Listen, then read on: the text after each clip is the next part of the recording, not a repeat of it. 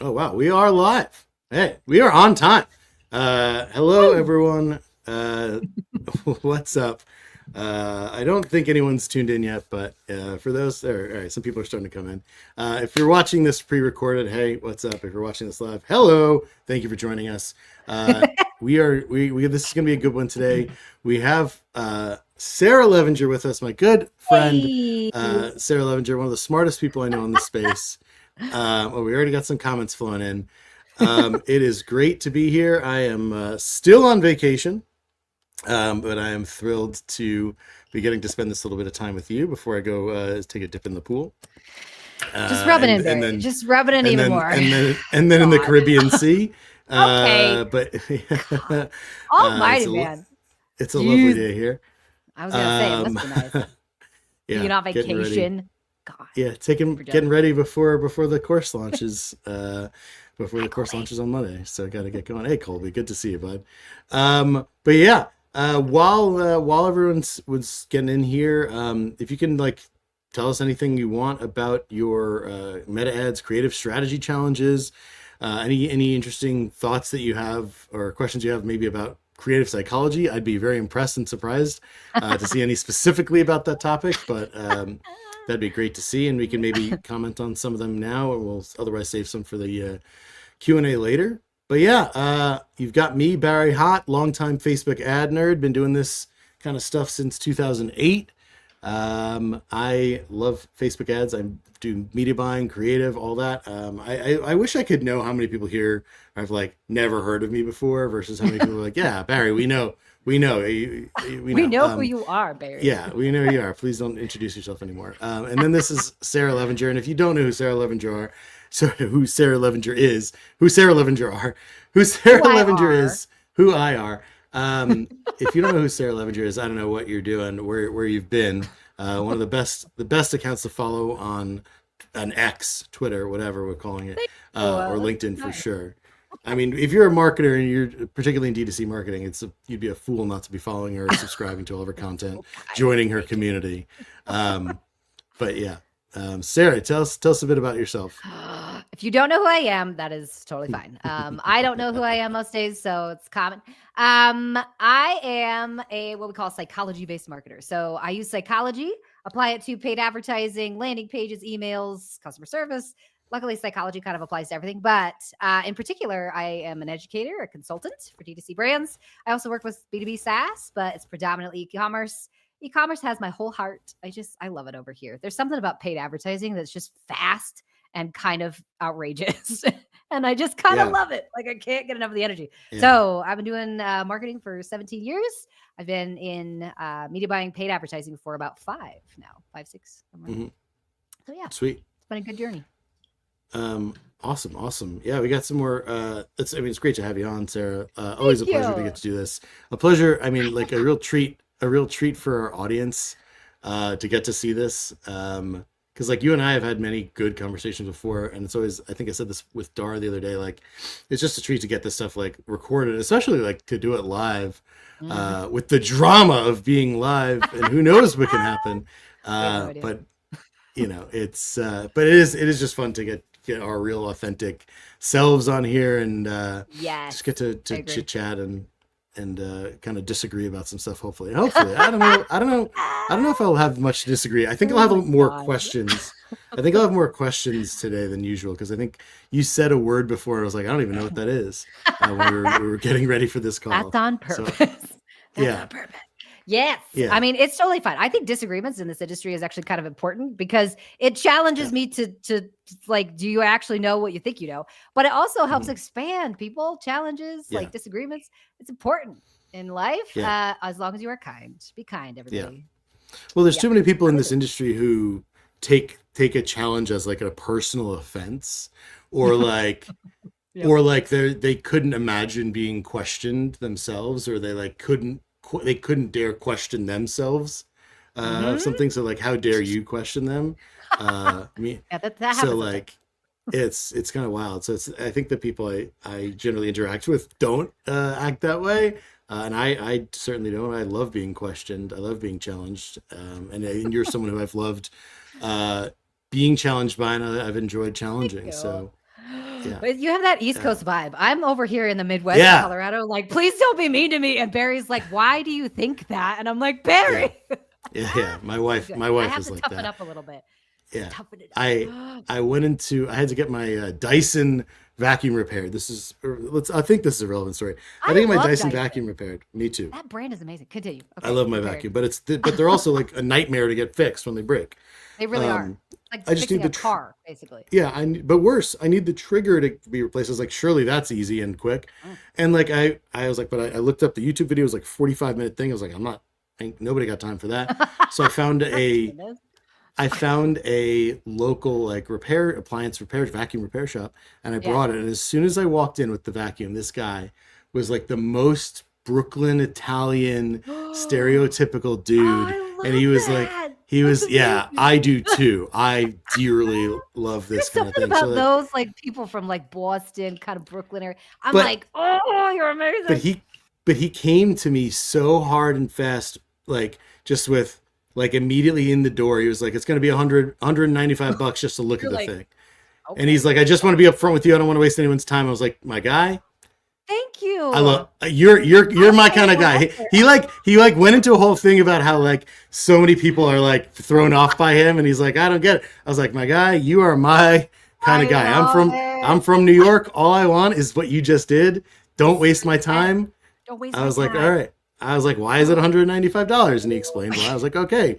$195 it is. Though, and this is the reason why you got to tailor all your messages to your customer type. Because if you're on the East Coast, a lot of those East Coasters just give it to me straight. Like, stop going around the actual issue. Just give it to me so I can make a decision. On the opposite side, if you live in the middle of the country, all of us over here are like, let's talk about it. And I want all the information in a kind, nice way.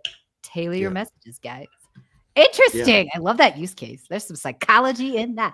Wouldn't it be funny if it turns out he was not from New York and he's just like faking his accent? No, I asked him. We had a conversation about it. I was like, oh, that's amazing. I was like, oh, you are the most New York guy I've ever met.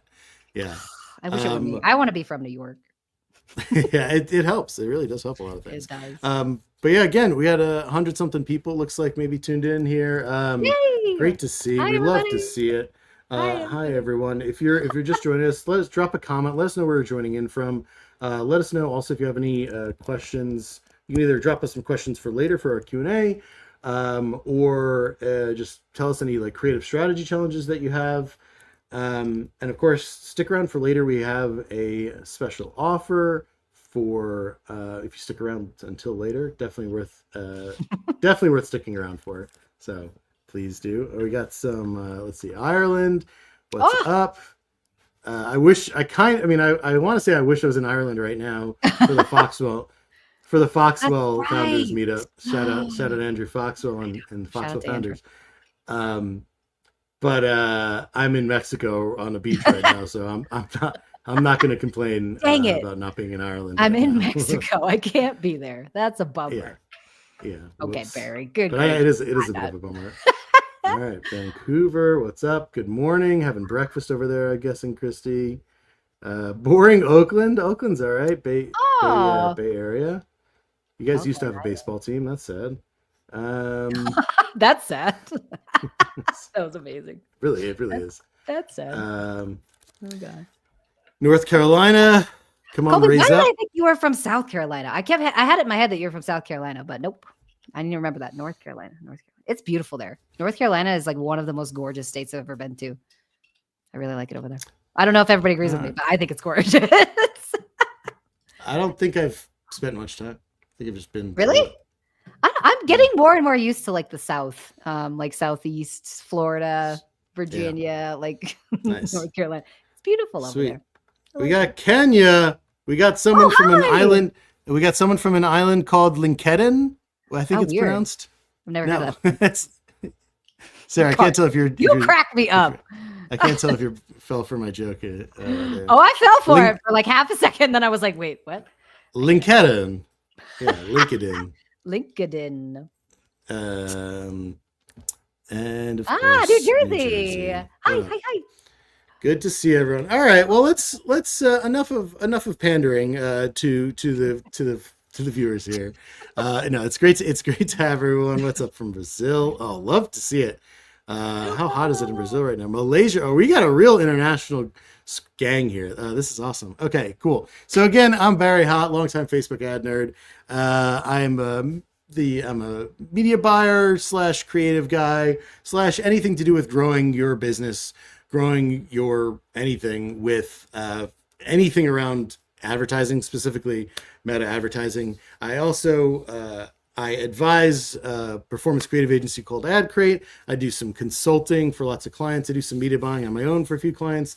And I also now have a course, Building Ads with Barry, where we'll talk about that a little bit later. And I'm joined today by my lovely, amazing, extremely impressively intelligent and sharp. It's true. One of my smartest friends, Sarah Levinger. Sarah, tell us a little bit about yourself again, please. For those of you who don't know me, who just came in the door, I'm Sarah Levinger. I have a lot of really good friends in this room, so thank you guys for coming and watching us chat again.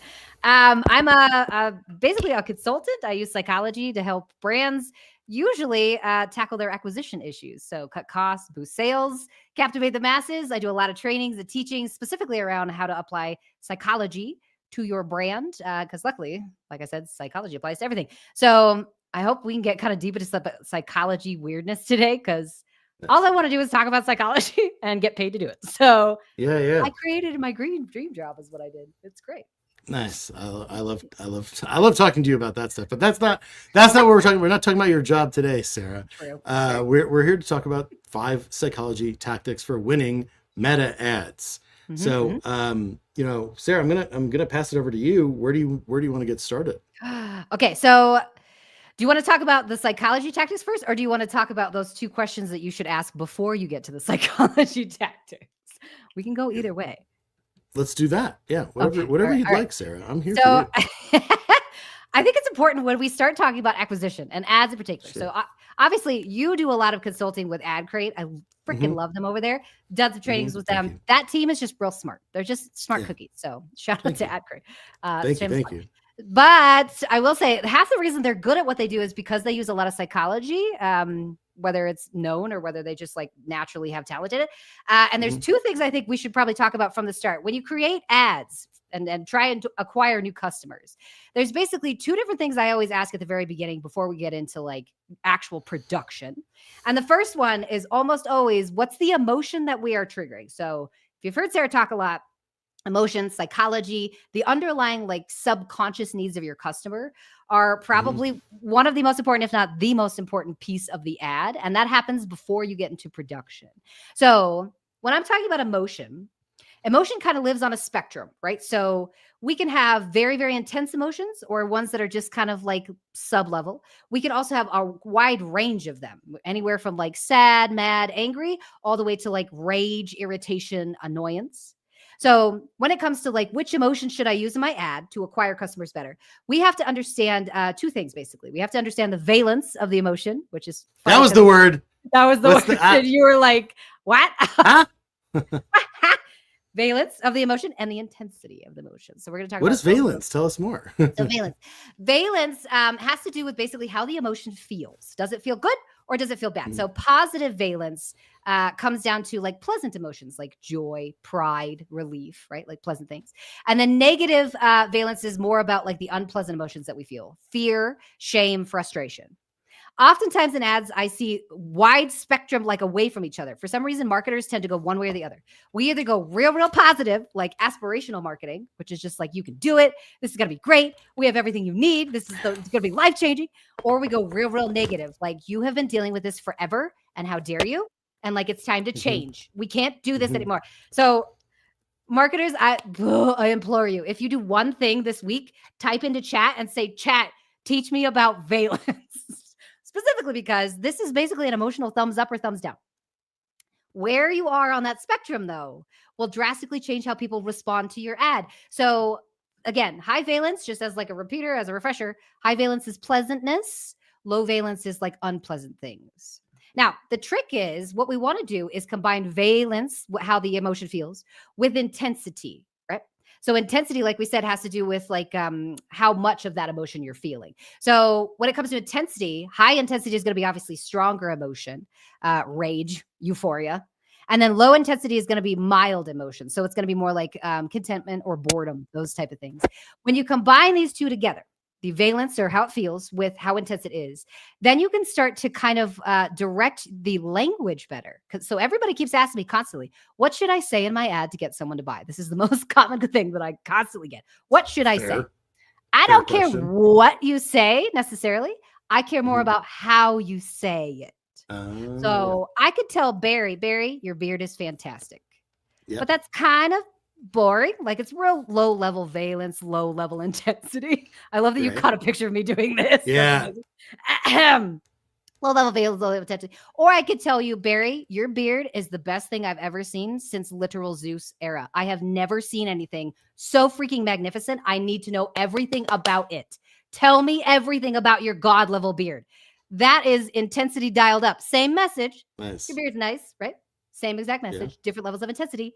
And it got a very different reaction from Barry, who was like, okay, this is a lot, right? So when it comes to ads, you can do this in chat really easily. I have a whole training on it if you guys want access to that. But in general, you can do this with chat, very easy in a prompt. Just ask it to identify the valence and intensity of the language that you're using inside your ad, and then alter it depending on how you want people to feel. So that's the very first thing we're doing before we start any ad is number one, you got to start on which emotion are we going after and how tense do we want to get. Number two, and this is something that I'm currently building a training on, is which version of self is your customer trying to like protect or prove? So there's 3 selves that we usually operate in, depending on what situation we're in. First self is ideal self. This is the one that all marketers talk to. Who do you want to be? Like, just be the person you want to be. Be the runner you were always meant to be. Be the mom you were always meant to be. The golfer you were always meant to be. That's a lot for some people. Ideal self doesn't get switched on very often. It's just in particular circumstances. Actual self is who they are right now. So this particular person is like, this is the realistic me, the one that I'm like, okay, I would wish I could lose 30 pounds, but I also love Snickers bars. So that's an actual self, right? Now, ought self is the tougher one. This is the third one that's often very sensitive. Ought self is who you should be. So if you often feel like, man, I should be a better marketer, I should know how to do this, it should be easier to run ads, that's your ought self that's switched on at that particular moment. So there's 3 different types of self: ought self, actual self, ideal self. And great ads don't just sell the products, they actually validate which self is switched on. Nice. So I have a new training coming on that. But for in general, to summarize this, there's only 2 questions I usually ask at the top, right? Of like, before we create an ad, which emotion and how intense do we want it to be? And then which self are we talking to? Yeah. Gotcha. By the way, do you have, I wasn't sure, I forget if you had slides or anything you wanted to be sharing for this. I do not. Was I supposed to get slides? Okay. No, I didn't have any. I just thought you might have some. No, don't pressure at all. I can bring them up. I mean, I have training slides, but I mean, you could also just go take the training. Then you'd get the slides with him. I don't. Whatever. I really wish I had slides. So no. Okay. Do you want to move on, or do you have questions on that one, or should we go to questions? I don't know. It's your live. Yeah, I guess actually, yeah. If anyone has any questions about that, I'd be open to hearing some just about that specifically. Because it's like a lot. It's like, it's one of those things where when you talk about it, I'm like, shit, I need to like actually like dig into this all a little bit closer, right? Like this is, I need to get beyond the surface level of it. But also I think I deeply understand a lot of this. But I don't think I think about it in these ways. Yeah, right. Most marketers understand this at some level. Thinking about it a little bit more intensely helps, just because if you run into a problem where your ad should have performed, but it didn't, this type of stuff can fix it. Gotcha. Yeah, I mean, there's a good question right there. I think, like, how do we learn more about this aside from obviously, I mean, hiring you, right? I think you could hire Sarah. Or joining. Would your community be a good place for that, or is that? Yes. So sneaky, shameless plug. I'll give you more information on this at the end too. But I have a community that is specifically built to teach you stuff like this. So inside the community, there's all kinds of these mini courses, is what we call them. They're basically 30 minutes long, real short, quick, that will teach you a psychology tactic that will solve one specific problem. Valence and intensity solves the problem of my ad should have worked. I put a lot of research and time into it. I don't understand why it didn't. What do I need to do to fix it? It's almost always an emotional intensity issue. So, shameless plug, and you'll get more information in a second. But because you could come to my course. Outside of that, there are tons of books on this stuff. I could give you lists and lists of those as well if you want. Yeah, lots of different ways. That's a good question, though. How do we appeal to each? That's another good question. In general, I actually like to test all kinds of different what we call like zones. So the valence and intensity map has 4 different zones for combining each of those pieces. And depending on which zone you're in, you'll either get really intense language with like kind of a more calm delivery, or you'll get like kind of a more boring language, but like a really intense delivery. So appealing to each is pretty easy if you just have a prompt to do it. And like I said, that's also in my course. I feel bad. Should I just all in there, guys? You could just go get access to it and then you could train yourself. Yeah. I don't know how else to say it. I mean, that's how to promote it for sure. I'm so bad. I mean, but that's the thing about this. That's the thing about this stuff. Like, there's only so much like we can do. Like when we do these things, like we're doing this because it's fun content for people to tune into. But like, you know, when you dig into that more granular stuff, it's like not as fun. It's not as good content for like YouTube or live or whatever. So it's you know, it's like that. That's why we have to do it in a different forum. I think. So, I know. I know. For those people who want that stuff, it's available. It's available. So like that's why it's so good. 100%. Sweet.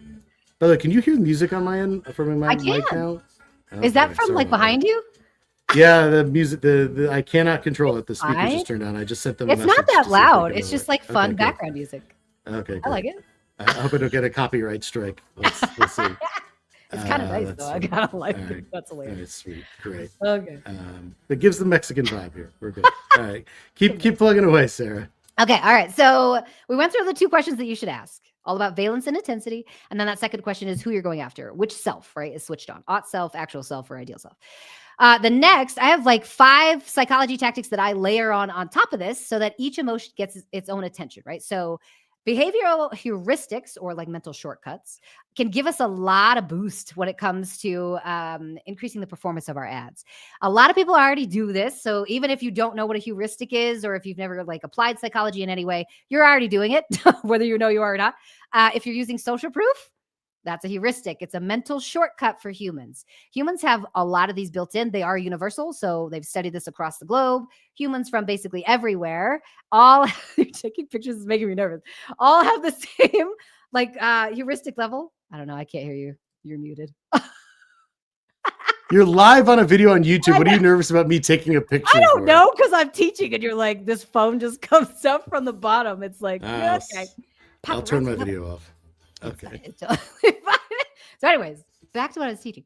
Heuristics. The brain is going to make mental shortcuts to make faster decisions, right? So social proof tells the brain, I don't have to go through and do a bunch of research, talk to a lot of people. I don't have to go and actually look for a bunch of social proof on my own. This social proof is right here. Real quick, it's 5 stars. There's 50,000 people who have tried this. Okay, that means it's probably safe and I can move forward. Now, social proof, authority proof, urgency, scarcity, and then sometimes loss or gain, kind of, what would you call that? Like an effect. That's typically the 5 that I see. And I don't see any other ones. I'm going to teach you about some today that like nobody knows, but you probably use. So the first heuristic is the fluency effect. Barry, do you know what the fluency effect is? Should I quiz you on all of these, or should I just keep like barreling through? Because I can. I don't know. Don't make me look bad. Jeez. I know. I don't know. I don't know what this is. The fluency effect. So the brain prefers simplicity. If it reads easy, if it comes easily to you, it's going to feel true. So, and it happens a lot in politics. Politicians typically use the fluency effect, where they make it sound simple, and so it sounds believable. The simpler the concept, the easier it is for the brain to accept it. So to use the fluency effect, usually I would tell you, keep your headlines no longer than 8 words. Between 4 and 7 is kind of the sweet spot. If you go beyond that, just know that the rest of your ad is probably going to have to be very simple, like just a background of color, no crazy images, like no crazy animations. The longer your core concept, the less you need to stuff into that ad so the brain can process it faster. So use native language of your customers. This is also activating fluency effect. Short phrases, plain structures. Don't use jargon if you can help it, and don't use like clever puns, right? So this like finally a product that actually can you works. talk more Like, about can you talk more about clever puns? I feel like honestly, like I kind of wish you like this was our entire hour was just this was topic alone. puns? No, like Okay. what clever anything clever Mm, and puns like because like it's like marketers fit like wet dream is like how to yeah. is clever puns and if Mm. if every time I've had to like I used to be part of that too. I Ah, love a pun. yeah, yeah. I'm Because it's I'm like literally fun. on vacation right now with one of my best friends who like loves puns. Like we've been to Punderdome many times, which is a pun competition. And Oh like God. so I love puns, but like I now have to be the party pooper to clients Mm, because the clients will inevitably be like, "Oh, what about this yep. clever phrase and this clever pun and play on words?" And I'm like, Yeah. now, I mean, it used to be like, "Yeah, let's try it," and now I'm like we need Yep. clear over clever. So, but Yep. I'd love to Clear hear for you clever. expand on Mhm. the clever Yeah. pun stuff more. I would say puns or dad jokes are two of the things that I don't typically default to anymore, just because I feel that there's in current day and age, they don't work as well as they used to. When we were in brand era, which was like in the 1980s, somewhere there, 1970s, 80s, 90s, they worked incredibly well because you could have one phrase, a tagline is technically what it was, where people would inject a little bit of like cleverness into it.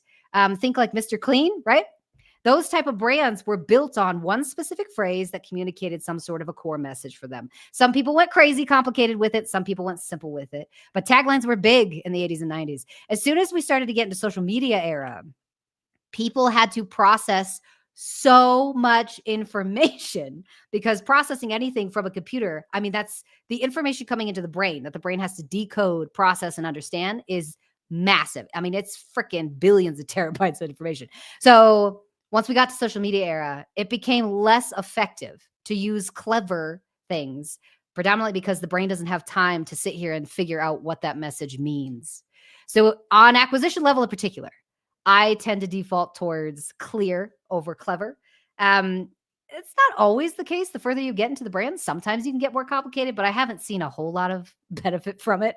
I'd rather just go clear. Now, caveat to this, there are some psychology tactics you can use to communicate a message if it's like our message just is complicated because we do something that nobody else does, or it's an innovative product, or like we have just developed a brand new technology for bananas. I don't care what it is. If it's hard to difficult to understand, you got to compare it to something people do understand. This is the reason why, like, there's a phrase called apples to oranges, right? The reason why they say apples to oranges is because you understand what an apple is. If apples didn't exist, if people just said oranges, you'd be like, what the heck is an orange? And they did for a very long time until they brought it overseas and planted it in the wrong eras. And then that's a whole nother story. In general, though, I'd like to talk about that for an clear, hour. clear over clever. Clear. Yeah, clear is kind. It Kind is. is Don't make yeah, it hard. Like, don't make it hard yeah. for me to understand you. Yes. Okay. All right. So that's the first one. Be clear, guys. Fluency. Make it real easy for people to understand your language. Number two, the distinction effect, or scientific name for this is the von Restorff effect. This one is we notice things that break the pattern. Break the pattern. Now, everybody thought that this meant I need a good hook, which is technically using the von Restorff effect, but it's using it very lazily. So you need to make your ad look like a real post. I'm okay with your ad. This is why I love ugly ads. I would love for you to blend-ish. Blend meaning I want you to look like kind of an organic piece of content so that I don't immediately spot you as an ad. That's what I want you to do when I say blend. The second thing, though, is I want you to maybe make something in your ad opposite of what it normally is. So we use this distinction inside of it. Good example of this, if you have like a bucket of blue balls, put one red one in the middle. Another way to use this, if you have a beautiful breakfast table laid out, burn the pancake to a crisp and make it smoke, right? Call something out that shouldn't be doing what it's doing and make it weird.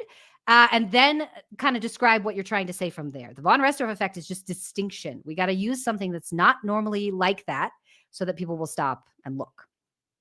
Contrast equals memorability. So when you're using this, like I said, it's more about burying things in there, like sprinkling in things in your ad that just don't make any sense. This is the reason why sticky notes worked incredibly well for a long, long time, because you didn't use sticky notes on a phone. You just didn't. So if you saw a sticky note on a phone, your brain would go, that's weird. Like sticky notes are on desks. Like, why am I seeing this on here? So I wish we would use other things, like not just sticky notes. Other things that are just in and around the world that wouldn't end up on a Yeah. phone normally, use that. Why don't you have subliminal messages? Is that a chalkboard behind you? It is. Why don't you? You should have something written up I there. did. I had like you probably didn't see this because it was like a couple months ago. I had like a whole big banner and like lots of like cool like ribbons and things all over it with like Sure. word writing. Then my kids erased it. So. I mean, you could have put something up today. Had I realized it earlier before this, I would have told you to like put a little discount code or a subliminal message. Put like a little like buy my course. Yeah. That's I should have. I can draw it on there right now if you guys want. Yeah, go for it. Distinction. You could Vanna White something. Yeah. That's amazing. I love my chalkboard, but my kids erase stuff, so I can't put anything important on there because it disappears. Anyways, all right. So you got to put it higher up. I know I should, but there's a chair in here, and they literally push the chair over because they're crazy. My children are being raised by Sarah. Can you imagine? They're bonkers. Yeah, sounds great. Sounds great. I love them. Okay. All right. So that was number. What did we have? 2. So this is 3. Mm-hmm. This one I do want to talk about because this is one that I actually see people use, but they just don't use it correctly. So we're going to talk about loss aversion. Loss aversion bias. People are more motivated to avoid loss, obviously, than to gain something new. They've studied this heavily. We all know this in marketing, right? Loss is very, very painful for the brain. But what I want you to do, instead of just saying like, you're going to lose this by putting some sort of a discount up or like a limited time offer, those are stuff that's constantly used all the time. What I'd rather you do is put the loss aversion bias inside your actual messaging. So frame your product as protection against something they don't want to experience. Protection being the core word. So loss aversion is best if you can communicate the fact that you buy us and we provide you with risk protection. Very insurance level, right? So, thumbs up. Okay, so say things like, are you still stuck with ads that don't produce anything? Are you still stuck and frustrated at 150 pounds and you want to be 130? Are you still stuck with XYZ, right? That stuck word communicates loss. Another great way to say this is like most people don't even realize that the reason their problem exists is because of XYZ. We do this a ton on DDC Twitter. I've seen it everywhere right now, and I find it kind of funny. It's like, your problem isn't the problem. Your problem is the problem, and you should probably figure out your problem because then you wouldn't have a problem. We all talk about this like your problem isn't this. We're trying to activate loss aversion, which again, not a bad thing. It works incredibly well. But as we see on DDC Twitter, if everyone starts to do it, then it loses its power. If everyone in your industry is running a limited time offer right now, don't run a limited time offer right now. Do something else. Bundle together something. Add products to something specific. Jack that price up or do upsells to help people understand that they're gaining something, because loss is communicated way too much at this particular period of time, which Barry might disagree with me, but I hate discounts. I hate that people default to that. I mean, look, well, it was interesting for me to hear you say, like, if someone's doing a limited, everyone else is doing a limited time offer, don't do it. Don't do it. I mean, like, then I feel like you're shooting yourself. Like, I don't know. Like, interesting. Because like now you're making yourself less competitive to anything else. I disagree, and only because the science behind loss aversion really just talks about like the fear of staying the same is very powerful. However, a limited time offer for most consumers is not believable because they know it's not actually limited time. They've seen enough marketing these days to know in 6 weeks I can just get a discount again, or even worse, I'll just wait till. I think you're right, but also I think that just having done it too much, like I just know that a lot of people do fall for that. Like they do a lot of people, and I think it depends on different audiences do it more than others. I would agree with that. Depending on the industry, might be. Yeah, depending on the industry, depending on the target audience. There's something else. Oh yeah, you said you don't like discounts. I don't. Yeah, I hate discounting in my messaging. I hate that. Like to me, it's the easiest lever, and it's like the laziest lever to pull. Yeah. And it's obviously not also always in the business's best interest. Yeah. Yep. However, and maybe something we can talk about here, we can talk about another time, is like the thing I've been playing with and realizing a lot lately is not necessarily a discount, like advertise, but that customers want the feeling, and I can say this, and you will agree with this psychologically. I think. You already started with feeling, so I'm like, yep, you're probably Yeah, that customers overwhelmingly want to feel like they're getting a deal. yes, So I would agree with what that. I want to create is that feeling. So I think that there's a way to do the discount where you're giving away that percent of your margin basically, in a way that it's not just you're giving it to them right up front. It's like, here you go. And which by the way, some of that hinges on how well you message it, like how Yeah. special is the offer. But Yeah. the other is like, I talk about and think about, and I don't even want to give this nugget away, but like I talk about and think about, how do I create, like, make discounts that are out there that are findable for someone who's looking for discounts, right? So that like they can feel like they're pulling a fast one. Yeah. Or that they're getting something that they're like not supposed to, or that it feels like they're actually like getting a really something special. Yeah. So that I find that's really something interesting I though, because technically speaking, what you're talking about is not loss aversion then. Technically, what you're speaking about is more about resource guarding and people wanting to be elitists. Like I have something nobody else has. So it's not I'm losing something. This is the reason why I'm like, be careful with discounts, because you're technically talking about two different things is what you're talking activation wise in the brain. Now that I would agree with. Activate that like resource guarding, because that is so crazy powerful. It doesn't always have is that resource guarding or like elitism? Because is there some other psychological thing that's happening there, or is that resource guarding? Yeah. So this behavior of I have something nobody else has is more about like this. Well, like it's not that nobody else has, because I don't think it's anyone cares that nobody else is getting it. I think that's just like, I'm getting this thing that I'm not supposed to get. I'm getting this thing that the company doesn't realize is out here. Like, see, even that though is not necessarily loss, because they're not trying to reduce risk at all. Let me think on that, because I know that there's a heuristic for it. I can't bring up which one it is, but I know. Yeah, that's what I'm just saying. It's not. It's totally a little different, right? Yep. It's not. It's like a sneaky. Yeah, but it's kind of like you're taking advantage. They're taking advantage. Barry, it's so good, and I can't pick up the heuristic, and it's gonna bug me. It's okay. I'm gonna go find it. I'll go find it. In general, though, loss aversion, people. Anytime you activate loss aversion, frame it as protection against something they're actually gonna lose, and then do what Barry's doing. And use that second heuristic that I can't freaking think about. Drop in the comments if you know which one that is, because now it's going to bother me. I'm going to text you afterwards and be like, I'm going to go to ChatGPT. Just get ChatGPT in here. Chat'll know. Okay. While we're doing that, what are we up to? We're at 1, 2, 3, 4. Okay. So the fourth one, this one is super fun. Temporal landmarks.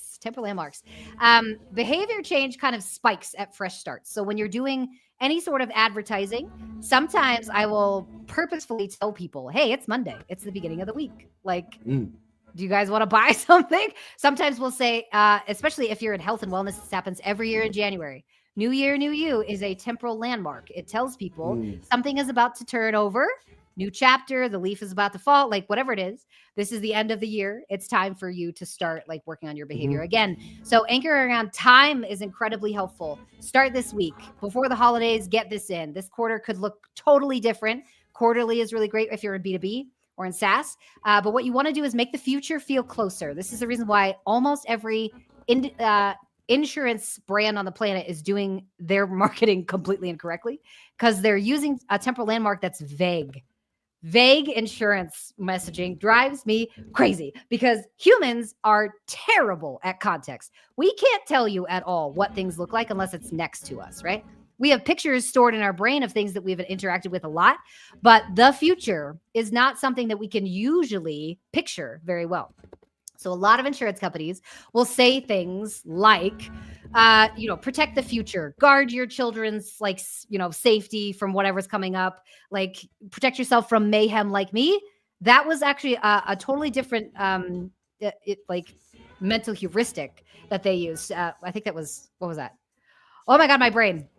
Who used that one? Now it's kind of mayhem like me. It just blanked out of my brain. Allstate, thank you. Jeez. Oh, Allstate. Oh, the mayhem like me. Yeah, with a mayhem like me. The reason that one worked is because they used a fluency mechanism. They actually used a character similar to like Geico or like Flo or like the most interesting man in the world, whatever. So the reason that one worked was not necessarily because they sold on these temporal landmarks. It was just because they sold a character. So to do this correctly, to use temporal landmarks correctly. If you sell something that's like out in the future, it may happen, it may not happen. We don't know, but we're trying to protect you from it. Bring the future closer. So I just did this for a brand that sells in the dentistry space, and they had a very big issue with people not flossing enough, not brushing, right? Not flossing and brushing enough. What they were communicating was you need to get this specific product because it will help you avoid a root canal in the future. And I had to gently tell them, not everybody will experience a root canal in the future, even if they don't buy your product. It comes down to genetics, it comes down to food and diet, lifestyle, all kinds of different things. So you can't say that because the brain is going to go, that's not true. Like I'm fine. Nobody in my family got a root canal. So why would I buy this? Bringing the future closer. Easy way to use the same concept is to say, you could pay $90 now, or you could pay $5,000 next Tuesday at your dentist appointment when they find out you have an impacted tooth. Bring the future closer. It doesn't matter whether or not it's actually going to happen to them. It's a generalized like scenario. Can you imagine what it would be like to find out next Tuesday you got a problem? Bring the future closer so that you can create temple landmarks on whatever you need to create them on, or in particular, just create them around holidays. That's another good way to do it. I digress. I hate when ads call out holidays. Genuinely, like specific as an advertiser. Like I hate when an ad starts with like "New Year, New You." I'm like, yes, like, drives me crazy. Like I mean, sometimes it's okay, but like I feel like too often advertisers are like advertising the holiday and not anything else. Yeah, because the temporal landmarks that they know are the ones that are holidays. So in that case, I would agree with you. The New Year kind of bothers me. It is common, like I said, it happens every year. But in general, I would rather you attach to the holiday and go a totally different direction. So I ran with a brand a couple years ago that ran a message of New Year, same you, and actually did really, really well because we were trying to communicate you don't need to change yourself like entirely. You just need to do one specific thing this year to see progress. So yeah, to your point, holidays are overinflated in marketing, but that's the reason why, is because temporal landmarks. Okay, last one in here. This is not going to be shocking to any of you who listen to me a lot. Identity heuristic, right? We buy, or what we call like confirmation bias is technically another way to say this. We buy anything that reflects who we are inside, what we believe about ourselves, or what we want to be in particular. And this one goes deep, deep. So depending on the situation, different identities will get switched on at different times of the day. Barry is in entrepreneurship mode right now, but in like an hour, he's going to be in like floaty in the pool. I'm going for a sail. I'm going for a sail on a Hobie cat. Very excited to go sailing. Okay, see, this is what I get for coming on your show while you're on vacation. I'm going to be jealous the whole time. So different identities. Your sailboat identity is going to get switched on here pretty soon, which is kind of funny if you think about it. Now, if you had your phone on you and you were scrolling right now and saw an ad specifically for something that pertained to your business, you'd probably pay attention more. In about an hour, once you're on that sailboat, you might start looking at boat shoes. No, the phone doesn't come with me on that boat, but smart. I was going to say, don't take your boat. Don't take your photo boats. It's a very small. It's a little tiny catamaran. It's just me. Yeah, don't take your phone on that one. So in general, though, different situations are going to switch on different versions of yourself. And I think it's important that we know we do not get to dictate when our ads get shown to a person, when in particular, what time of the day, or where they are. That's the toughest part about the advertising industry currently, is the fact that we cannot figure out which identity gets switched on, but we can remind people that identity still exists and that they still need to remember to do something about it. We are no longer in attention disrupting industry. We are a reminder industry. We're reminding people that this version of themselves exists and we need to do something now, right? So you still have to gain attention to be able to deliver that message. That's true. But in general, you can use these kind of like micro specific identity cues inside your copy. So say things like, this is only for people who check reviews before ordering at a restaurant. Only for you, nobody else. You can also say this is made for kind of late night overthinkers, right? Who always set alarms just so that they make sure they wake up. Whoever it is, identity is going to sell better and specificity wins here. And I've seen this in every single ad I've ever run. The ones that call out identity typically run cheaper than everything else in the ad account. Identity. So yeah, now I need to know all the identities of Barry. You have entrepreneur identity, dad identity, Sailboat identity, catamaran. Failing identity is Guy? really like, yeah, it's really minor one. That's like vacation back. Vacation identity. Vacation identity, which wants two things, maybe a few things. I want matching. Hold on, I want vacation matching resort apparel. Like this, Oh my I was just wearing gosh, this Barry! before. That's amazing. Yeah, switched out of that. I shouldn't have switched out of that for this, but That's amazing. yeah, that's. So I want resort apparel. I want to shop for fancy luxury resorts, and then that, yeah. There's like probably one other thing. That's like amazing. sunscreen. Are you a pina colada guy, or are you just like a beer brother? Big pina colada energy. Yeah. I freaking love pina coladas. They're so good. My husband hates Yeah. coconut, and I'm like, you're wrong. You're just wrong. I These love are freaking delicious. I love pina coladas. Yeah. This is what I'm saying. There's so many parts of Barry that I'm like, I had no idea that this was a part of me. That it's just modes though. It's just modes get switched on constantly. So yeah. All right. So that was all 5. I can dive deeper. Or we can go into We did questions. it. It's a good one. No, we did it. We did. That's awesome. That's awesome. Yeah, let's. I mean, if you have any questions, if you're watching this, first of all, again, thanks so much. A lot of people tuned in right now. So drop your questions in the comments, and we'll try to get to them in a little bit. For now, I just want to talk a little bit about and relate a lot of this to my course, which, while my course, Building Heads with Barry, doesn't directly handle psychology. Do you hear people screaming, by the way? Like just barely. Okay, great. So it sounds like the music. I don't know. Okay. It sounds There's like music and people celebrating next door. I don't know what's going on. That's amazing. Sorry, everyone. But yeah, of course, Building Heads with Barry.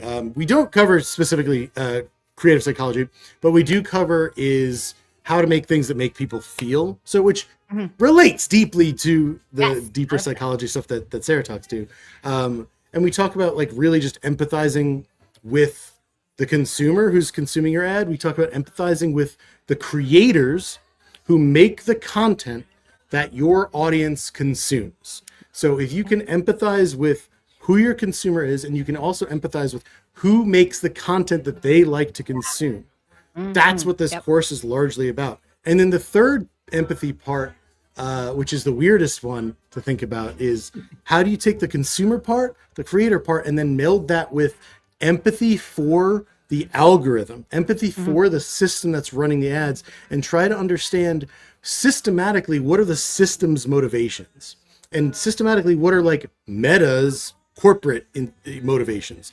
What are they trying to accomplish by having an ad system, right? They're trying to make money. How do they do that? By making ads that are more relevant to people, so it keeps people on the platform, so rewarding those ads more. So there's a lot of things that we dig really deep into in the course about how to like structure media buying in a way that helps with that, and also like how to better understand what different media buying styles can do and can mean, and then how to interpret the data accordingly. Because, and we're not here to talk about misleading data on this call, but like, one of the biggest things that I run into is people like believing or trusting certain data metrics as if they're 100% the truth, and if they're 100% important, like hook rate. If you were to compare hook rate between one ad versus another in their completely unrelated videos, that doesn't necessarily mean one's better at getting sales than the other. They just get attention different ways. That also doesn't even take cost. Doesn't even take cost into account. So all of these different variables are so important, and that's what we dig into in the course, is how to break down a lot of these misconceptions about advertising. Let me share my screen here, show you a little bit more about Building Heads with Barry, which, by the way, there is a special offer here for everyone. There's a 20% discount off of my course for anyone who's tuned in here right now. That is available until Sunday, the 19th. I think that's Sunday. And the course is going live on Monday. So we are kicking off very soon here. Just scrolling down so you can see what the actual discount is here. Let me make this a little bit wider, I suppose. But yeah, oops, too wide. Should have had it prepped. But yeah, there you go. So it's, a few $100 off of the regular price for anyone who's tuned in right now. We have a bunch of people already ready to go in there. It says 71, but I think there's way more because we have a few teams in there. And speaking of, there's also special discounts for teams and agencies. So if you want to get a lot of people in, so that it's not just like one person. That's something that we offer. It was something that one of our students, like CEOs, last time through, his regret was not having his whole creative team take the course, because instead he had one person who came through and said he got like so much value out of it, and he was able to relay some of it to the rest of the team, but the rest of the team didn't get as much value from it, so he wished that they'd all taken the course. That of course was also a client that was able to apply a lot of what they learned and generate some organic TikTok content with what they learned to, let me see if I have the numbers here, to like get some of the best performing TikToks they've ever had, which then also hard on TikTok. Dang, that's amazing. Which they then also used as ads, and it became their top spending ad. So like they fundamentally transformed their business. And like the CEO Brooks was talking about how it actually increased the value of the equity of their business by like millions of dollars. So like that's the impact that this can have. So like this course is an absolute bargain. Thank you, Sarah. This course is an absolute bargain compared to the value that you're getting, which literally it takes one nugget. Just all you need to get out of this course is one nugget, and this course pays for itself. Just to be clear here, there's tons that we get to show. Here's a bunch of brands that I've worked with recently and in the past. So in case you're wondering, like, is this for me? Like, is this, I work on, D2C, like soap, or I work on supplements, or I work on lead gen, or I work on B2B. Like, I've done all of these different things, and all the things that I teach are directly applicable to, I would have to say, anyone who's running ads on Facebook, both from a media buying and a creative standpoint. This is for you. And if you have any questions or concerns about it, you can see some testimonials from some clients, some friends. There's Dara. There's a couple clients and friends there. And then, of course, Dara and Alex Cooper are going to be special guest mentors or teaching workshops in the course live. And then please go check out any of these testimonials here. These are real testimonials. They're not paid. These are from real students, not friends of mine, who had massive success and great experiences with the course and huge return on investment.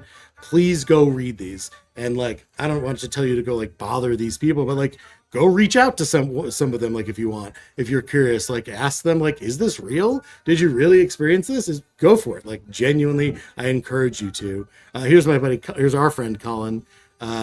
He said he had our creative director in this to get a better understanding of Meta specifically and more details on creative and Meta. And she thought it was fantastic. There's some more bigger ones. Like someone said they were now on course to be a 7-figure company thanks to this. We made an ugly founders ad yesterday, and it's now the top spender today.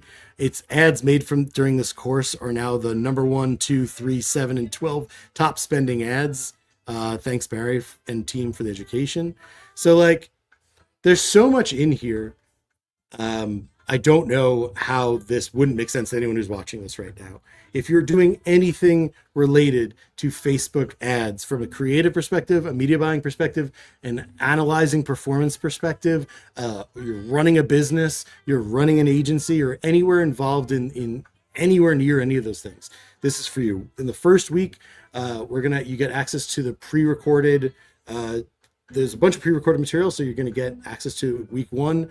We cover strategy, no BS, audience research, and creative strategy. A lot of stuff kind of like what we were talking about here, especially how to use AI to investigate that more and how to read reviews and understand stuff from your customer. Week 2, we dig into creative and creating ads people don't hate, which, going back to your point earlier, Sarah, is like really important. Like, it's not just about ugly ads, but it's about how to make stuff that consumers will even consume, right? 100%. If you can't get over that in the first place, your ad's a total failure.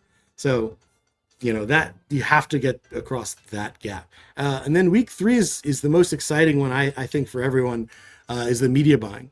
Now, this is both useful for people who are relatively new to the game and deep experts. Like Dara took this course, and she talked about this the other day, like, and she found it extremely valuable. We have some like long time media buyers that have taken this course and found incredibly valuable things. People were like, would message me like, hey, like that thing you showed in Ads Manager, I didn't even know that button existed. And I've been doing this for 10 years.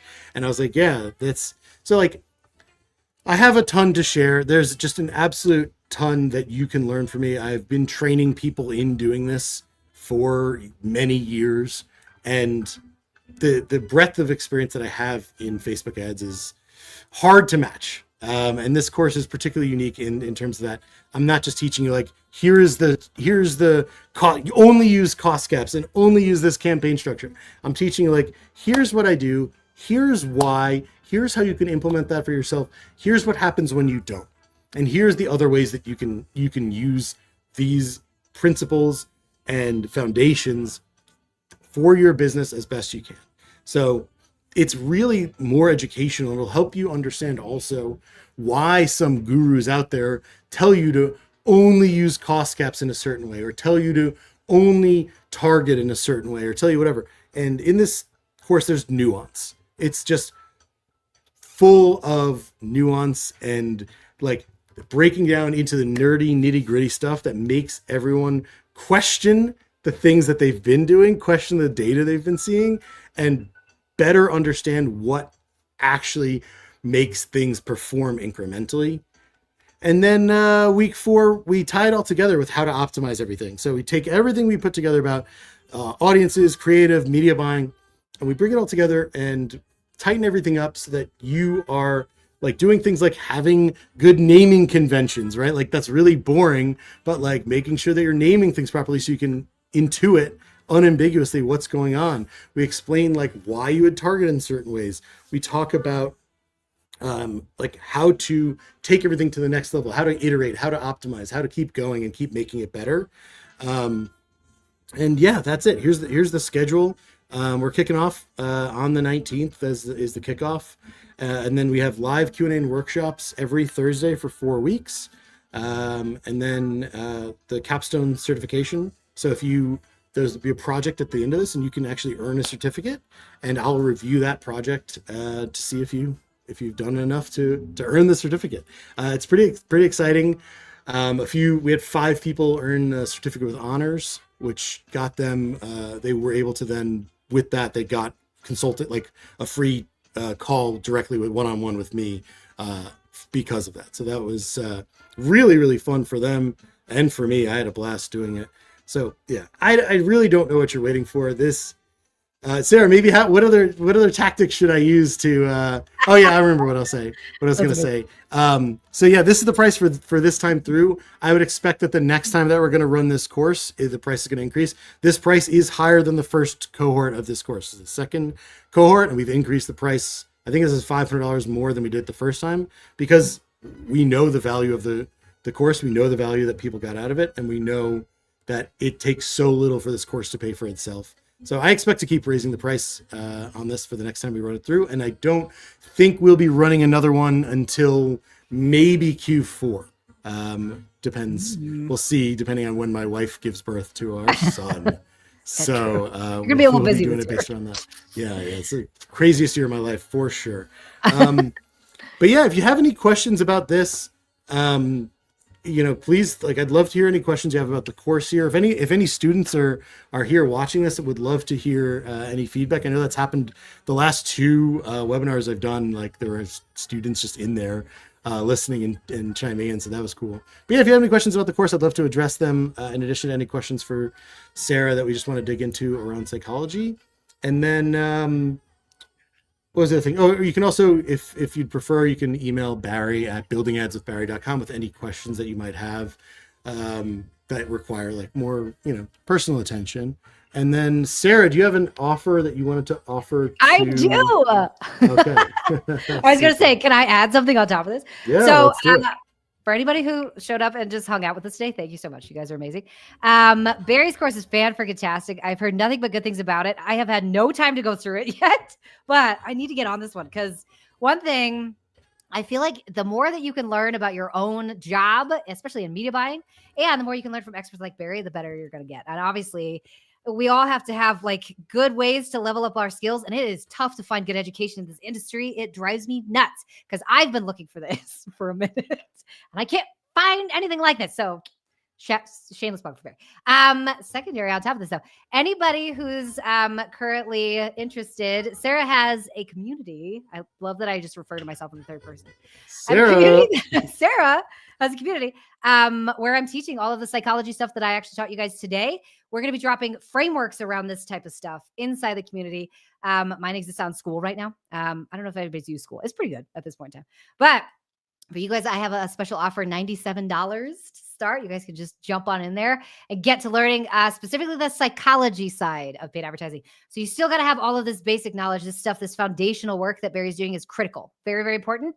And then obviously the stuff that I teach is layered on top of that. So if you guys want to learn similar things to what we taught today, and specifically get frameworks, prompts, cheat sheets, worksheets, all kinds of different stuff so that you can implement within 30 minutes. That's the stuff that I have in the community. So I don't know do we just drop that? I don't know where to drop it. I could drop I was gonna say we could drop a link. Yeah, drop a link in there. And just sorry, I think I said this discount ends on the 19th. The course launches on the 19th. This discount ends on Sunday the 18th. Apologies for that. So yeah, drop the link in the chat, and we can put it up there for you. But yeah, sweet. Okay. Well, thanks for that. And yeah, definitely, Sarah, I'm excited to check out your your community as well. I think that's awesome. I need to get you an invite. I feel bad. I've been like dropping the ball on getting people in. Whatever. All good. No worries. And the pricing for that's going up, right? Yes. So this is a very special price for you guys. 97, obviously, for just because you guys are cool and you're friends of Barry and friends of me, and so we're all just friends in here. But that price is going up as well. Next week, actually, not next week. It's going up end of Friday.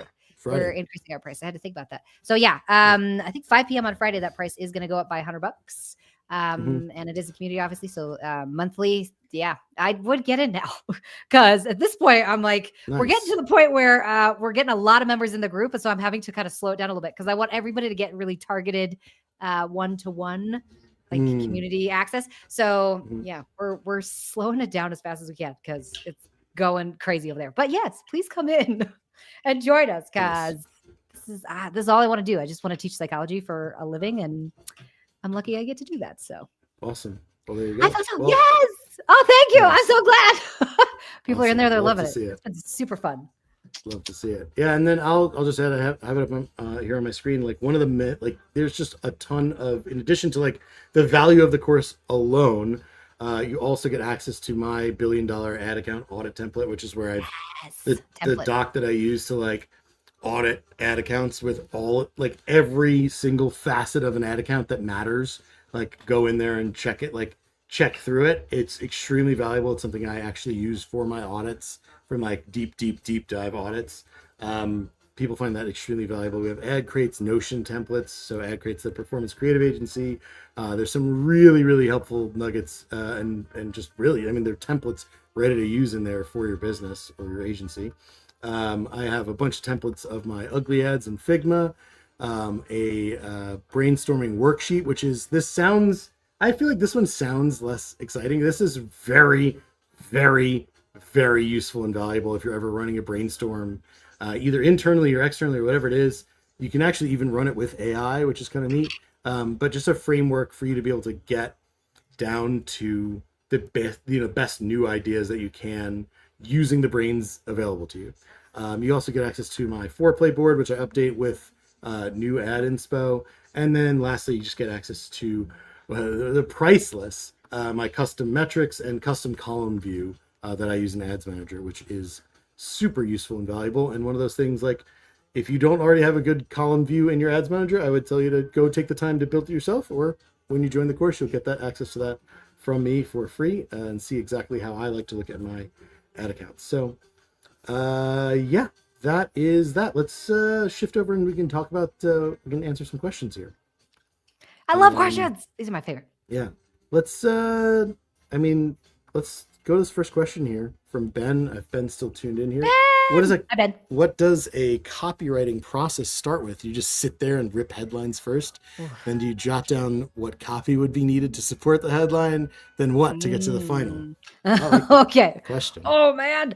Um, yes, I would say that if like old school copywriting is interesting because I actually really think that oftentimes the stuff that humans produce is way better than what the AI is producing these days. So I typically go the old school route if I can. I think the typical way that most marketers do it now is to use chat or Claude or any of those. I use AI as a second brain. So usually I'll sit down with AI and say, I would like to explore this concept, whatever it is for this particular ad. Help me brainstorm this. And then it'll just like, boop, boop, boop, boop, boop. The reason that it's helpful is because two brains always think better than one. And oftentimes you know what you're trying to get to, but you need someone to kind of work you down the rabbit hole until you get to the end, right? So usually I'll sit down with chat, ask for brainstorming for concepts. The second thing I always do though is write headlines first. The reason I always write headlines before anything else, even scripts or any sort of like, I don't know, deep dives and ads, is because I need to actually get down to the core message first. I want to think heavily about like, what am I actually trying to say in this script before I just like dump it into chat and say, write me a script. Don't ever do that. You need to be very concise because like we talked about, clear over clever, right? So the more concise you can be, the better it is for your ad. So I write headlines first, usually with a pretty easy prompt that's just like, hey, write me a headline 4 to 7 words long that persuades, XYZ avatar that they can do whatever they're looking to do emotionally with our product. So they can achieve a goal or they can feel more safe or they can feel proud of themselves. What the feeling is what I'm going after, and then see what it comes up with. Don't ever just take what chat gives you because it's terrible. The second thing I do off of those headlines is I ask it to inject emotion. So to do this, I have about 67 different modifiers that I use, psychology-based modifiers and emotional modifiers. Humor is an example of a modifier. So I will ask chat, okay, take that headline that I really love, this specific one, inject some humor in it. Be contrarian, use reverse psychology in this one. Like I just ask it to give me a bunch of different ways of actually communicating the same message like we talked about. And then eventually you get down to like the core one that's like, this is freaking gold. And then I can go through and generate my ad. So pro tip. That's usually how I do it. That's a good question though. You're muted, Barry. Thanks. Yeah, I usually just start the music. I just didn't want to be distracting. I usually just start from an idea, a thought, a question, a problem. And then I'll just throw that loosely at ChatGPT to just get me started because I'm bad with a blank sheet. So like, I just want to see where it's going to take me from there. And then I'm a great editor. So I actually love when ChatGPT gives me something where I'm like, that's not it. So I can edit it and refine it and give it the feedback that it needs to get where it's going. Then I'll give it either better examples of what I'm looking for. I actually think I often build out the meat first, and then I go back to the title. I think that's what I usually. So it starts with an idea, a problem, a nugget, a question. Then it gets it gets the main meat, the main thought, which very often, is written by ChatGPT and then rewritten by me. Oh, okay. Yeah. And then I get the headlines I go back and get the headlines for it. I'll say like, give me like 5 headlines for this. And usually with minimal guidance, like really, because I really like to just see what it will do with minimal guidance. I kind of like to see it fail before I buy it. Is that weird? Everybody's out here writing like big long prompts and I'm like 2 sentences. That's usually what I get. Yeah. I think the better prompters are probably doing that because they like know what they predict what it's gonna get wrong. Yeah, maybe. But I still like to see it get it wrong because then it makes me think like, okay, how do I write a simpler, better, more direct prompt without it being like an elaborate giving it everything? Like, how do I give it the problem to solve? Yes, like, here's the problem to solve this problem, right? Rather than me dictating the whole everything. Yeah. I want the AI to think. You think about the problem, AI. right. Yeah, think about it the right way. Which is the same way I treat an employee. I don't want to feed them the solution. I want to give them the problem and give them the context to let them solve to the best of their ability. And if they get that wrong, then I either didn't give good direction, or or they need help. They need help to better come up with an answer. So that's what I like to do. I usually will ask it for 5 or 10 headline things and then see what directions it goes in. And then there's almost always like one in there where I'm like, oh yeah, that one resonates. Give me 5 more like give me 5 more like that. Yep. And then Yep. it, you know, so that's how I like to, but maybe I'm lazy. I don't know. I like it. I think it works. But that's a fun one for sure. Good question. I like that. Here's another question from Nix. I have an ad that's been performing the best in our account for months, and we've iterated on everything possible. So I think it might have a psychology tactic behind it, specifically the blue in it. Now, I wish you could see this ad. Yeah, I wish too. I hear or see, comment like this that they say everything possible, and I just call bullshit. I mean, look, I can't know. Oh, Barry. Look, it's not. I mean, not everything, like, meaning we've tested a lot, though. It sounds like they've tested a ton of stuff. Right. But who knows? But like, what I know is that I know a lot about this stuff, and the things that I would iterate. The things that I would iterate on are not the things that a lot of other people would think to iterate on. And again, it's what I teach in the, like what? It's what I teach in the course. So you got to come join the course to talk about it. But like, it would be talking about like, how do we reshoot it? Right. It's not just about how do we edit everything about it, but like, how do we reshoot it? What, what is this? What is the audio? I'm talking about what's the first second? How do we like, what words are we hearing? What are we seeing? What are the visuals, the background? What can we add to it? Like, there's so many things. Is there music? Can we add music? Can we remove music? Like, there's so many things. So I don't know if Nix, if you're, or Monique froze, whatever. I'm not sure. If you're still here, if you want to give us more info, maybe we can dig into it more. Or, join the course or Sarah's community. Maybe we can. Static? Okay. She just said it's a static ad. Okay. Well, that's then even better. turning it into a video and trying to also break down the psychological components of it so then you can recreate that right in different ways, right? Monique, you need, come find us on Twitter and show us this ad because now I need to see it. Yes. Okay. So if it's a static, that's even bigger because that shows that you nailed a core concept in your customer's brain that's very psychologically focused and very emotional. And there's ways for you to duplicate that so that you can hit on it again. Now, what I will say, I've seen this happen for a few brands. Original Grain is probably the best one. And again, shameless plug, I work very closely with them. So like one of the core messages that we developed probably 4 years now, it's been running for 4 straight years. This message has ran. And it was specifically because we hit just the right emotion, valence and intensity, and at just the right spot for that particular customer type. And then they haven't been able to beat it. So now they've just taken that core message and put it in UGC, and they put it in Pro Video, they put it in Founder Video. They just changed format, but the core message never changed. So what you got is good. And to Barry's point, now we need to iterate on format. Yeah, I like when I think about this, like some of the things that I've found, which are like really uncommon, like there are some weird hypotheses that can go into some creative. That you have to like really, really, really, really empathize with the consumer and go re-look at that ad in the feed. Like go look at, that's what I actually teach. That's what's in the course, is to go view it in the feed, try and think about like how this feels when it scrolls in or when it slides in. So like how do you do that? And what do you feel like? Is it something, because then you can sometimes see, it's something about the top of the frame of the image looks like one thing, and then it actually reveals itself to be something else. Or sometimes I'll be like, that looks like a penis. That's what's happening here. Like literally, I've seen that in a few ads. I'm like, literally, this just looks I've had that weird. where it's like, there's like it just looks like something oozing out of a bottle. Yeah. And it's like, it looks like that. And that's what people are either consciously or subconsciously stopping for. So it could be any number of those things that you just don't understand.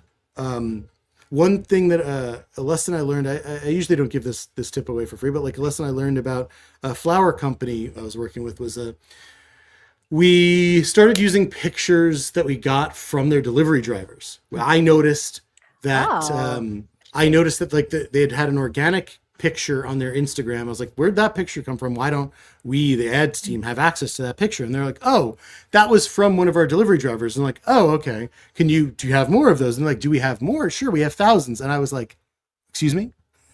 Thousands? Every single delivery that they ever had a picture that the delivery driver took of the box. Of like the Amazon style, just like boop. like, but the box was Oh, open with the, so you could see, so it was only for like one city, where they had like that's their own delivery people. But crazy. like, so 99% of them or 95% of them were useless, terrible pictures, right? But But like, most, like a handful of them but are good. there were What? hundreds of What? like really Oh my good images of God. I love of it. flowers. So one that really worked and scaled Mm. worked really well. No one could understand why. And finally I was like, oh, it's working well because it's not just the flowers. You're Yeah. working with a flower company. Everyone's like, oh, it's because it's this flower, Yeah, it's it's in a this substrate. bouquet, Yeah, and yeah. it's these colors, and it's Mhm. like this whatever, so like let's sell that one more. But no, I was like, well, wait a second, we've tested this, it's not that. What is it? And we realized it's because of the angle of the photo, that the box, the part of the box, it's the flap is open and in frame, and it says like like your, it was some emotional sentence that's printed inside the box, but it was Ah. like something very emotional that was Mhm. like, something like something for you, or like your something Yeah. has arrived. And I was like, Interesting. it's that. I was like, it's that. It's literally the copywriting in the box Yeah. that's Did you in the guys test photo. it? Like Yeah, we test tested, and I was, yeah, I Oh, was, well, I sent flowers. I got flowers sent to me to give to my wife, and I took the same framing mhm. of the photo in front of my door and a Yeah. video of it too, and it worked, and it scaled, and it spent hundreds of thousands of dollars. Oh god, it's almost always some sort of weird, subtle psychology-based thing, though. Too. Yes, It's like it wasn't even yes, it's not even the product. It's literally just the text printed on the inside right, of the box right, that was performing. right. That type of stuff happens all the time, And all the and time. that's why, again, when I hear someone say we tested everything, I'm like, did you? Very, jeez, like It's just, skeptical. that's just how who I am. Oh. I'm critical of everything and anyone who works with me. I'm a real pain in the ass. Um, It's fine. It's let's an endearing trait, let's Mary. Yeah. By the way, I wanted to address this. I know you love your job, but why are you working so much on the Yes, holiday? I'm really I had not the same thing. working that much. I did 2 webinars on this vacation. I'm not thrilled that I scheduled them, but also it's 100 something degrees where I am, so I'm in an air conditioned Yeah, room, and I am not complaining that's about legit. this having an excuse to be chilling in a nice air conditioned room for a little bit. I'm about to go out back in the heat and sailing, but it is something I'm being thoughtful about myself, and I do wonder. But otherwise, I have been taking it pretty chill, not doing a lot of work on this vacation. So, good question there. I don't know if we can do this one, but let's talk about it and see what we do. Maybe, can you walk us through how you'd approach building 3 ads for the same product? Example, sun oil, but each Mm. for a different self. Each for different self. Okay, yes. So sun oil, depending on which person you want to go towards, if you're doing ideal self, ought self, or if you're doing actual self, we need to talk specifically about the experience they're either trying to have or going to have or wish they had, right? Mm, So for sun oil, you could say something like, if it's we're going towards actual self, we go towards like, this is the sun oil that is going to get you the tan that you have not always wanted, but get you the tan that like is you, right? Your level of tan. So you talk specifically about the person they are now. This is just who you are, and this sun oil is you, right? Compare the two. If you're going after like ideal self, which is usually what we default to, aspirational marketing would be this is the sun oil that get you the tan that you wish you had, like the one that you want. If you're going after ought self, you're going after like this is the sun oil that is the one you should be using, or the one that everyone expects you to use, or the one that will actually get you to what you're trying to get to. I guess that's more aspirational, but should is typically the word that you would see in the ought self. So if you're going after this person who they are, just say you and sun oil together. If you're going after aspirational or like ideal self, you talk about the sun oil that's going to get you what you want. If you're going after ought self, you'd say the sun oil this is the one you should be using. Very, very simple. Does that make sense? Hopefully. It depends on, I guess, how you're trying to sell it and what in the sun oil is going to be beneficial. But in general, it's more about time. Like your actual self is now, your ideal self is future, and your ought self is usually past because it's very like people told me I should have done this, but I didn't. That's how you break that down. It's a good question. Yeah, I guess the way I often frame things is, maybe, I don't know what psychological thing is this. What the way I set myself up is like, how do I talk about this like I would talk to a friend that I love who is either I was gonna say is stupid, Okay, or wow, Barry. or more so stubborn, more so Okay, stubborn. all right, I don't all really have right. a lot of I Stubborn, don't have I'll a lot of take. stupid friends, so more so stubborn who like or who's not able to Mhm. like see the bigger picture about this thing. Like how do Yeah, I for convince hot them self. just as a friend, but how do I also make them feel inadequate or like they're missing out? Yeah, I mean, Um, ought self is usually inadequacy. Like you mhm, should be something. You should have already done this. You should already know that this was a yeah. thing. Or how Yeah, do I make them feel anxious about this? That yeah. what they're Anxiety is a using, big right? one in Like, ought self. Yeah, yeah. but that's Actual what self I'm trying to is. just make them feel. Yeah, are you doing that for every single one? Like you typically default to ought self? I think that's I think that's where I often just go first. Is how Mm. do I make someone feel something about that? It's not for the whole ad necessarily, but like Mm. that's where I often want to start, depending on where Yeah. this product is and where what the average consumer understands about it, right? Mhm, Like mhm. if that's where it's also coming Yeah. from is like am I advertising to people who already know what this is, Yeah. or do people Yeah. not know what this is and they need to know what the problem is, right? Do they Yeah. need Well, to? and They don't know what the solution is. I don't know. every industry is going to have a different self that's activated too. I think everybody thinks that everybody has an ideal for everything. Mm. So Hmm. Nike went after kind of like that, just do it, like just become the next person you want. But it's not the case in every single industry, right? Like we just talked Hmm. about, dentistry is very different.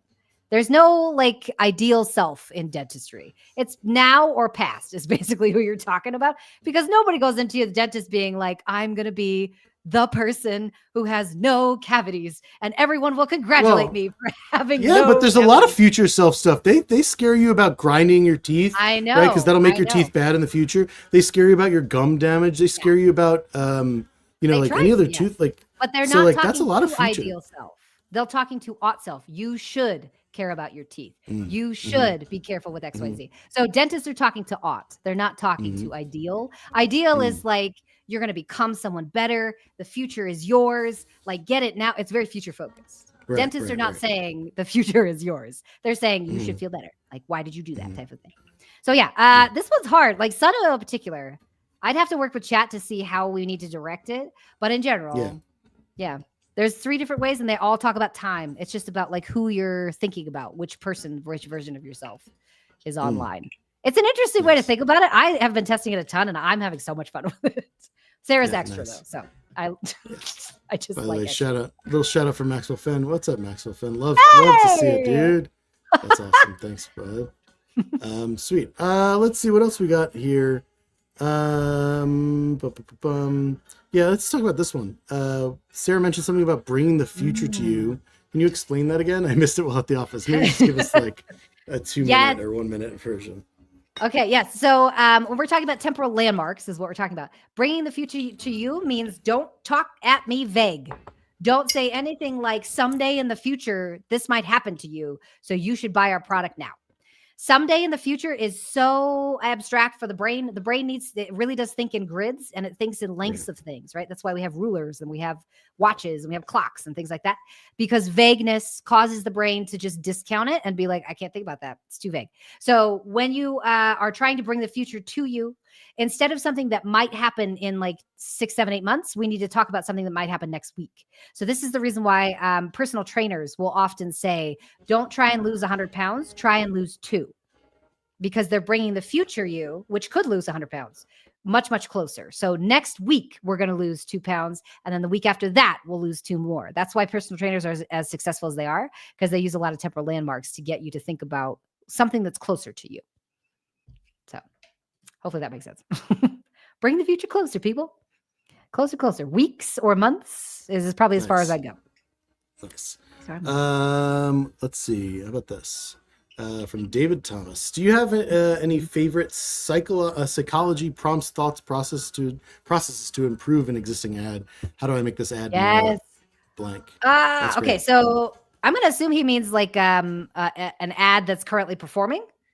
Or are we talking about just like an ad that's running? I don't know. I can't tell. Improve an existing ad. I mean, you can look at it either way, Yeah. right? Yeah. I think Yeah. to me it's the same either way, really. Okay. Yeah. So how do I make this ad more X? It depends on what you're trying to do with it. Are you trying to make it cheaper? Then I would go after more identity. Identity, in my test at least, has shown to decrease CPA and CAC, basically, mostly because you're calling out that specific person to come in. Like, you're qualifying customers a whole lot better if you call out identity. If you're trying to improve click-through rate, specifically, I go for framing effect. So the way you frame an offer matters heavily. Offer generation is very, very important, and how you offer the information is going to directly affect whether people want to come in and look at it, right? So framing effect, pretty important for that one. If you want your ad to get more likes, clicks, shares, engagement, we just want to get brand awareness going, improve the story. Now, that's like not a psychology hack, really. It's just good marketing. You need to improve the story. So to Barry's point, we got to make it we just have to make it more interesting. Do we need our clips to come together more? Do we need to have better actors? Do we need to get the actual environment? Do we need to change where they are? Do we need to change what they say? There's a lot that goes into good video in particular. And psychologically, video comes down to how well your brain can process it. So cognitive load isn't pretty important. If there's a lot of stuff in the video itself, it has a different impact. Maybe you want to communicate messy, chaotic. That's fine. So make it messy and chaotic. But what I would say on social media is over-exaggerate. Over-exaggerate if that's what you're going to do, because it helps the brain understand the message a lot clearer. So it depends on what you want to do. It depends on what metric you're looking at, what benchmark, what needle you're trying to move. And then, tailor it that way. I love the over-exaggerate thing. That's often something I'm talking about having to do is like, how do we exaggerate? How do we exaggerate this point? How do we exaggerate, like make this more potent, right? Like, how do we make this more, make this feel more, make this more emotional? Yes. How do we visually exaggerate the problem, right? So yeah, that's something I love that you said that, because that's almost always what I'm trying to think of. How do we, like, from a text standpoint or from a visual standpoint, make this clearer, more, immediate, more, better, with better context, less ambiguous, immediately. 100%. So yeah. Yep. Sweet. Over exaggerate. I mean, let's see. I don't know if I have a good one for this. Hi Barry, got any ugly ads advice today from the post-its you ordered last week? Yeah, I mean, the post-its were also for a little bit of decoration in the office, the ones that I tweeted about the other day. And maybe an art installation. But yeah, I mean, I just write a direct message on a relevant thing, right? Like, if you can draw on the problem, like, I don't know if any of you saw, like, I did for this course, I made an ad, like, in Ads Manager, like changing the campaign names of the ad. Let me see if I can pull it up here. I'll share that in a second if it loads. I want to see somebody like covering things up with sticky notes. I saw somebody that ran an ad the other day that was brilliant. They had like a bank account and they just covered the $0 with a sticky note that said $1 million. It was the funniest thing I'd ever seen. I was like, sticky notes. Oh, yeah, like this, amazing. Like I named these campaigns, great. To be like, things that are like pain points.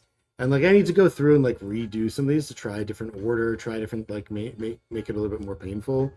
But like, yeah, your ad account needs therapy was the post-it note I put on there. Maybe that's better. Maybe that's worse than just but like, just trying to make a visual that makes sense only to one audience, right? I don't want this to be more broadly relevant, right? I don't want this to have a higher, like, thumb stop, which is, it's an image, so it wouldn't have that. But like, that's not my goal, is to make this relevant to everyone. My goal is to make this relevant to just the right people.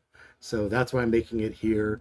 And that's why I changed the names here, because I could, like, I'm writing it in the problem. Then I put a post-it note on it too. So like, that's double duty. So I hope that answers the question there.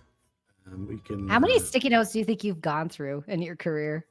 I mean, like thousands. Incalculable. Yeah, thousands for sure. Yeah. I mean, between brainstorms and like ad creation, yeah, it's like, I was gonna say lots of it. I mean, the D2C industry is like single-handedly propping up the sticky note. 3M, yeah. I'm sure 3M would be nowhere money up. us. That's amazing. Yeah. I don't know if we have time for any more questions right now. Let me just see if there's anything else we want to do. I don't know. Here, we'll do this. This will be our last question. We can, and then we'll just close up talking a little bit about the course, and then we'll go from there. So yeah, what do you think here? If you're testing a new product, if we're testing a new product and want to run ads, which type of psychology tactics we should use at starting? Which market level we should target? Solution or product aware? Oh God. Sarah has her own beef with the awareness measuring system that we have. Mostly because I think it's an oversimplification of customer types. I'm highly aware of Coca-Cola, but I will never buy a product from them unless I'm like on vacation and I might drink a Coke, but I'm not really in the market to buy. And that's the toughest part is awareness doesn't always equal intent. Awareness does not equal intent. So in general, I would say if you have a new product, brand new, and you want to run ads, what I usually do is default to good storytelling at the very start. So I want you to get a lot of eyeballs, right? A lot of attention, mostly because I have to train the algorithm to figure out who will pay attention to this first, but then bucket them from there. Not just who pays attention, but who has buyer intent second. So I like to go real creative at the top of the funnel, like as creative as you can possibly get, which ad creators really good at doing. They get all kinds of like balloons and razors and like buttons and like they'll just go crazy with a bunch of different objects to convey the meaning of what they're trying to say. They get real creative. And then as you go down the actual purchasing process and the algorithm gets better at figuring out who pays attention and who has high purchase intent, then you can get a little bit more detailed with, okay, now let's just prove it to you. Look at all the cool stuff that we have with the product. Here's all the benefits. Here's all the features. Here's a good offer. That's usually how I segment. Creativity, man. Big lever. I mean, this is tough. I try and look at what others are doing in the space, I guess. Not, like just to see, like for inspo. And where should we market, start solution or product? Where it depends on the product. Right? Like it just depends on what it is. Like, are you selling a toilet seat or are you selling a bidet toilet seat? Like yeah, true. Different audience. Right? Like very different audiences with different levels of awareness. Everyone knows what a toilet seat is. Not everyone knows what a bidet toilet seat is. Not everyone knows what a bidet is or why you would want one or need one. Same goes for like, a t-shirt, like, is it just a plain t-shirt? Then do you have to like, are people in the market for like a plain t-shirt that has maybe they're looking for one that makes them look skinnier. Maybe they're looking for something that makes them feel colder or warmer. Maybe they're looking for something that has a specific design. So like, it's hard to know. And with apparel, I think it's often easier. People just look at it and buy it. But like, depends on how things are differentiated. Depends on how ambiguous what you're selling is. Depends on, so there is no right answer to this. And again, hilariously, this is what the course is largely focused on, is this nuance, right? It's like, how do you find what makes sense for you and how do you ignore the guidance out there? Because what I see too much of in our space is like, you'll have someone who like only sells supplements putting out like rigid advice out there, like only do this.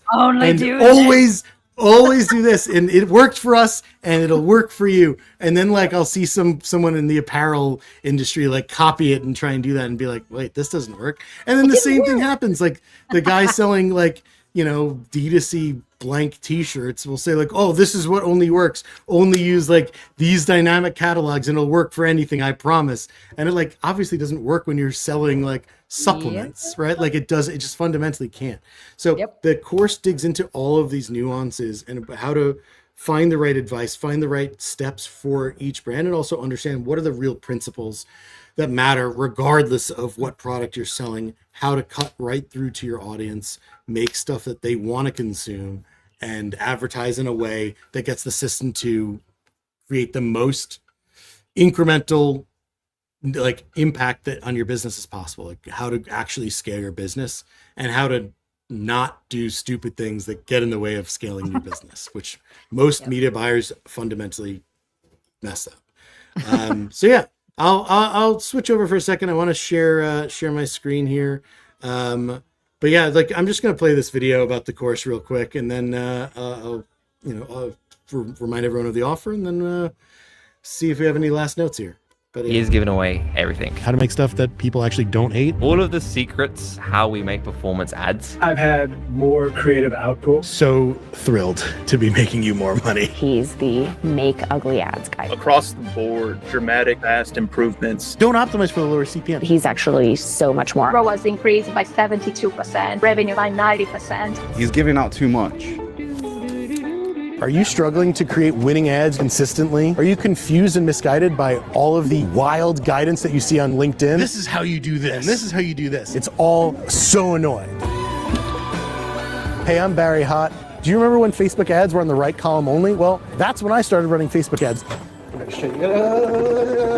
It is super popcorn. Since then, my creative and media buying brain has been learning from billions of dollars worth of ad spend. I have myself run hundreds of millions of dollars of ads for brands like AT&T, Toyota, Kraft, Microsoft, and more recently, Athletic Greens, Lumen Skin, Harry's Razors. There's water in my butt. They just fit. I can stretch, I can squat. And in my live course, Building Ads with Barry, I'm going to teach you the exact tools and system and tricks to make you an ad creative machine, and you will make ads that people will love, ads that people will share. If you have a way to get an emotional story, do it. This changed my dog's life. This is a hook. That's refreshing. I have so many ideas. Now I'm like filling up my Miro board. Yes! That's fucking fire. If you find one ad out of this, which is going to be winning, the course has already paid for itself tenfold. The thing just took off. Our engagement rate went from 35% to 50% from this video. The best performing ad that we have ever done. I want you to get so much value from this. You will be screaming from the mountaintops, telling everyone about how great this course is. Barry, what are you doing? If you're ready to build high converting ads that scale, click right now to join Building Ads with Barry, and I will teach you everything I know. Sweet. Well, that's the video. Your videos are epic. Yeah, I got a good Yeah. team. I got a great team working on this stuff. It's awesome. I was gonna say, you know, content, man, and I can already tell. I try, "Hey, yeah. Gary, I'm always improving. amazing." But yeah, like, you know, look, this is one of our students who got a certificate with honors. Her revenue increased by 90%, like right after the course, like immediately saw the impact. This is actually Brooks, the CEO Our of engagement. Cheers Health right here, pouring wine on his head, thanks to like his employee who took the course, like got inspo in the course and went and made this, like I think in the first week or second week of the course, like went and made that. And this went on to become one of their most viral, if not their most viral posts that they've ever done. And hilariously, my favorite part of that is like that this employee got to like tell his boss to go pour wine on his head. Engagement rate went from 35% to 50% from this video. Our thumb stop rate, 34% to 48%. CTR from 1.74 to 3.32. And our CPC, 1.99 to 1.25. Everything that I've learned in this course has been applied to, you know, everything that we've been doing going forward. Across the board, saw like dramatic, fast improvements. And we can see here in 4 of these top 5 most popular TikToks are all since you took the course. Is that right? Yes. And these are huge. I mean, this one's got 8.3 million views, and that's organic, right? Yeah. And that was basically my own version that I just did all kind of off the whim, talking about like the speed of it all, to try out concepts to see if something will stick. But we found some visual hooks of mixing water in with beer and kind of tightened up the script a little bit. And we didn't overly produce it by any means. Still kept it, you know, authentic. We were like, I've seen okay, that hey, one. maybe we got something here. Truthfully, all thanks to the course. Yeah. So I pretty have sweet. seen that ad, and it's a good ad. Yeah. That's Yeah. amazing. And it's like, you know, it's funny, like they actually took this course and like started making like better organic content from it, which you really can learn to do as well. You know, it's really about paid ads, but the same lessons apply really. So it can help you in a lot of ways, again, from a creative standpoint and from a media buying standpoint.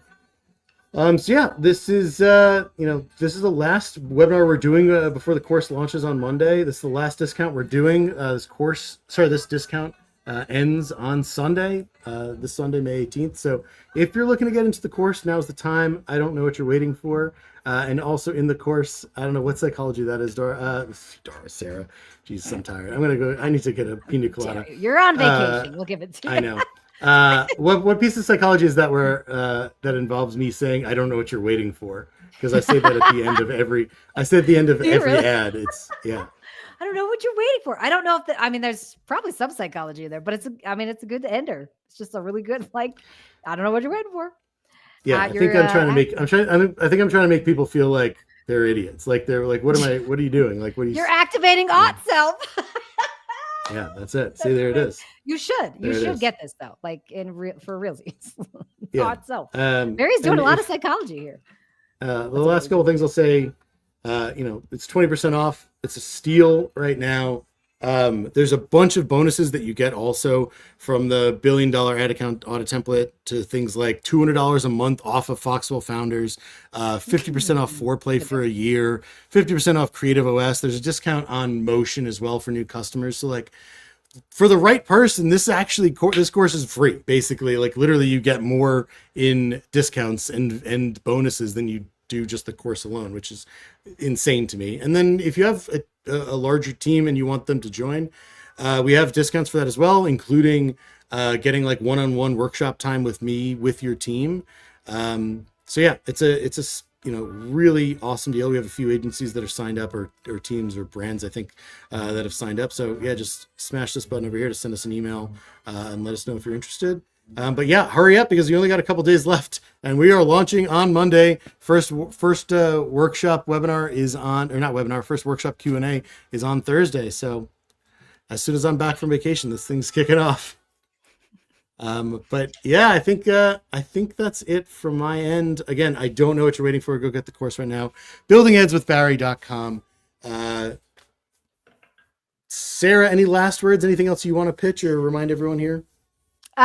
Just a reminder, if you take this course and you want to learn more psychology to layer on top of it, I have a community. Come on over, school.com/tether-lab.